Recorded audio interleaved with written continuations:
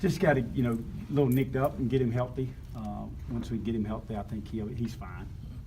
Just get him where he'll lead the group and be full speed every single play.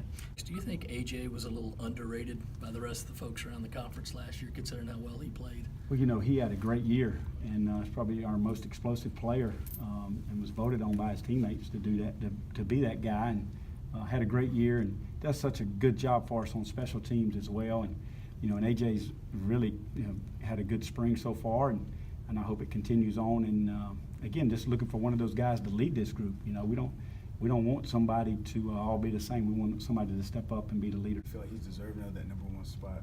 Oh yes, I think he can definitely be the #1 guy, and and was the #1 guy for most of the season. And then what happens is the guys get nicked, and you end up having to put another guy in there. And I think in this day and age, you're gonna have to play 3 guys. If you look at all the great teams, they're playing 2 to 3 guys, and sometimes 4. And I think we're right in that same boat for next year. What do you look for? Well, I'd like them to be the guy in the meeting room. We want to compete in the meeting room. We have a win-loss column in our meeting room, and we want them to compete off the field. We want them to compete on the field, and then we want to compete in the weight room, and then just compete in life. Feed the good wolf. Just be a great person on and off the field. And right now, all those guys are kind of fighting for that person who's going to be that cock of the walk, who's going to be that guy to be the domineering person in that group. Bobby, how's the relationship been so far? I know you got to work with BMAC the last season, and obviously the Outback Bowl being the offensive coordinator. But how is that trio between you and Warner going? I think it's great. I've been able to be around BMAC. He recruited our school, so I knew BMAC from years ago, and just always kind of felt like we saw things alike. Being able to steal yards on the perimeter, being able to put the guys in speed positions, or the speed guys in positions to make plays. And I think we see things alike. I think Dan and I, the short time I've been able to know him and work with him, it's very exciting to hear his knowledge and the amount of the vast information he has on quarterback play and how to make it simplified, how to make it where you can completely understand it and not be any gray area. He's helped me with that. Bobby, Tyson, played a lot early in the season last year, and then maybe later on he didn't get as many reps. How did he handle that? Tyson is it all goes back to being ready and being prepared and having confidence.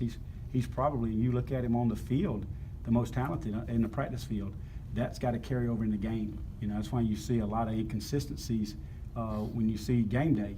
But on the practice field, you see a lot of probably the most dominant guy on the practice field. But that's got to carry over. And like I told him, I can't wait to the Coastal Carolina game to see how he performs, because he's the guy. We got to see it under the lights. So. How much?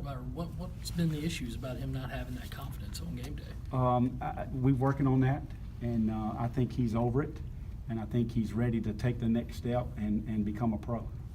Outside of Rico being hurt, what have you kind of seen from him, coming back from the injury and all that early in the spring? It's been nagging for him. It's a thing that's been bothering him since bowl game, and he's out there and basically helps us win the bowl game. I don't know what % he was, but he wasn't full speed, and he's talented, and we want him ready, we want him healthy, and he'll help us. On the field as a power guy, because he's such a slasher, just like he ran the touchdown on the speed option, being able to cut back and back shoulder that safety. We need that talent on the field. Coach, take us back to that bowl game, coaching Jake again, to see what he did. You guys were able to win the Outback Bowl and kind of his progression up to now. It was great. It was great that Coach allowed me to coach quarterbacks and had the trust in me to do that. I'll do whatever he asked me to do. If it's to coach tight ends, coach whatever he wants me to do, I'll do it. And it was fortunate for me that I was able to coach my son in the bowl game, and that was a great memory for us as a family, and just being a Gamecock, just being able to embrace him after that game and after that win, because at the end of the day, it's about winning, and we did it, and it was a great feeling for us to be able to do that together, because honestly, I hadn't been able to coach him. I coached him as a youngster through 7-on-7 and all, but then when he moved to Alabama, I was coaching him from the stands, which is hard to do as a parent. Jake looks skinny. He's lost a few pounds. He's gotten a little faster, a little quicker, working on his speed and agility, and I think he's trying to take his game to another level. Bobby, was there any part of you that maybe was kind of like, hey, maybe it would be an opportunity to be able to coach him quarterbacks full time before they brought Dan in? I was going to trust Coach. He had kind of told me earlier that I was going to be the running backs coach, but